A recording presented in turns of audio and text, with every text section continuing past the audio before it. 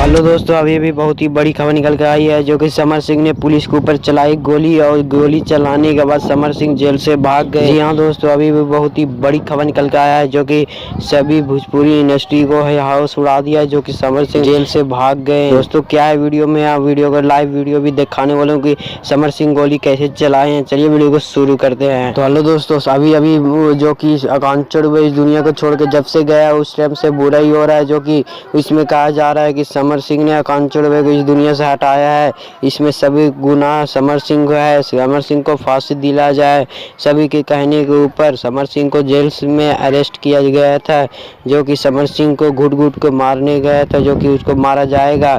लेकिन वो समर सिंह ने 12 बजे रात में गोली चलाए पुलिस के ऊपर। गोली चलाने के बाद समर सिंह फरार हो गए, जो कि सभी पुलिस वालों को होश उड़ गए, जो कि आज तक कोई नहीं भागे थे गोली चला के, जो कि ये भाग गए।